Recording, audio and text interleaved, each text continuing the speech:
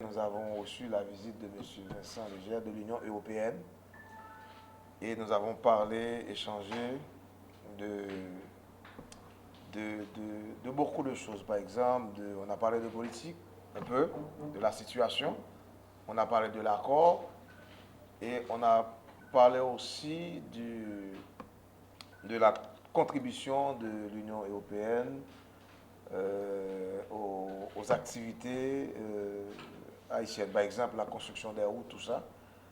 Donc, comme c'est toujours de coutume que nous parlons avec la presse pour dire ce que nous faisons à la Chambre des députés, et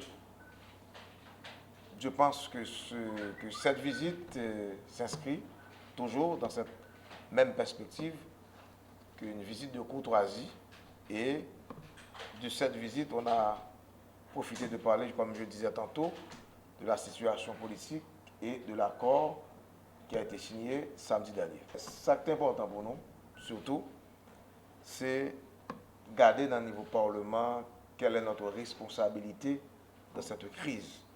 Parce que le Parlement, la Chambre des députés, est un acteur important dans cette crise. D'ailleurs, nous sommes signataires de cet accord. Et c'est de voir comment appliquer cet accord et de permettre au pays d'avoir un président dans un bref délai et d'avoir un gouvernement qui va adresser vraiment les problèmes que confronte le pays.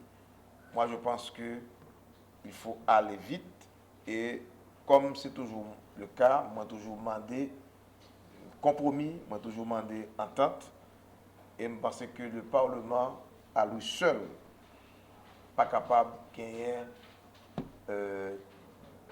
toute solution.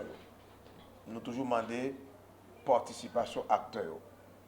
Et jusqu'à présent, je pense que l'Église capable d'aider nous jusqu'à présent, la société civile capable d'aider nous, le secteur politique capable d'aider nous, parce que dans le Parlement, nous ouverts.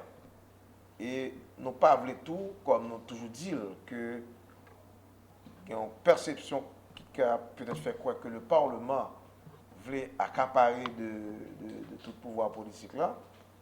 Moi, je pense que ce n'est pas ça. Donc, le Parlement il voulait jouer au rôle et n'a pas essayé, surtout au niveau de la majorité des députés et des sénateurs, nous voulons surtout, non seulement nos acteurs, nous pas mais que, alors, non seulement nous c'est, comment peut-on dire ça? Non seulement nous supposer jouer rôle nous comme pouvoir de contrôle, mais nous pas tellement voulu entrer dans la question exécutive. Moi, je pense que ça, c'est un avis personnel, c'est avis de certains députés tout, même parce que le Parlement lui-même, il faut faire en sorte que, pour faire partie de solutions et non de problèmes. Et je pense que c'est position, moi-même comme député, et c'est position, majorité, en majorité des députés, sur question à quoi sur question crise post-électorale. On a discuté d'un certain nombre de choses importantes ce matin.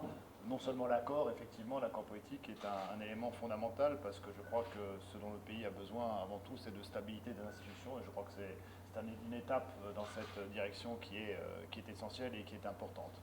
On a également discuté ce matin ensemble des problèmes économiques. On en a abordé assez longuement tout à l'heure et je crois que les deux choses sont liées.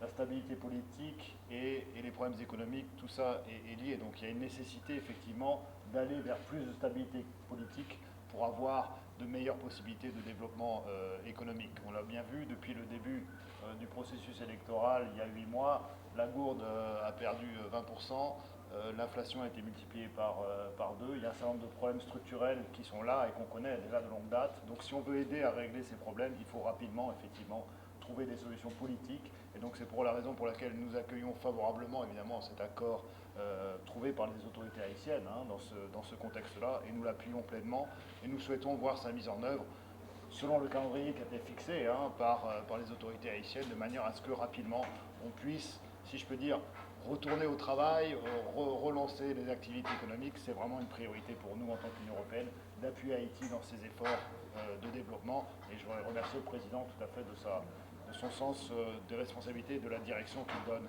dans ce contexte-là. Ma compréhension tout d'abord, c'est que